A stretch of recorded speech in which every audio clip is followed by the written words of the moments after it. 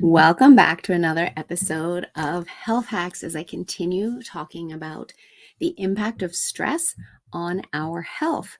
And today I want to talk about the fact that stress can impact and increase your blood pressure because it causes your blood vessels to constrict, and that will elevate blood pressure because the blood vessels are getting narrower, and so the heart has to work harder to push the blood through, and that then increases the blood pressure in those narrower vessels, and that can increase the risk of heart disease. So in terms of one of the things that has been correlated with heart attacks as well that can help if you get more of it is sleep.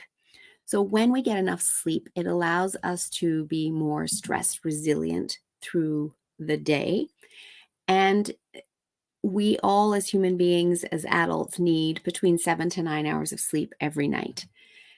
9 hours if you're feeling like you're getting sick and coming down with something, and perhaps it's closer to 7 hours if you're feeling healthy and thriving. However, that is ideally what the human body needs in order to thrive.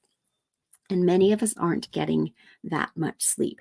So that is an area that I work with a lot of my clients on, is helping to improve their sleep and giving them tips and tricks in order to start to get more sleep. And it's really profound, the difference they notice in themselves when they start sleeping more. And it's really helps us to be able to manage our stress, because you know as well as I do that when you're not well rested, you are more likely to be irritated by smaller things and fly off the handle and get instantly triggered and into that stress state. Whereas if you've had a good night's sleep, you can respond in a much more calm fashion. And there's also been research that actually shows a direct correlation between the amount of sleep people get and their risk of heart attack.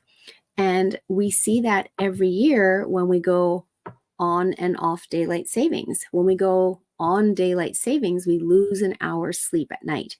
And hospitals show an increase in the number of heart attacks the following day of 24%. And when we go off daylight savings in the fall, we gain an hour's sleep, and hospitals actually show a decrease in the number of heart attacks by 21%. And that's just from 1 hour of sleep. And we see that twice a year. So something that you can start to work on in terms of lowering your risk of heart disease and high blood pressure is to ensure that you are getting adequate sleep. And that will allow you to be able to go with the flow more in life and manage the stresses that are being thrown at you. We all have stress in our life. Stresses will be thrown at you.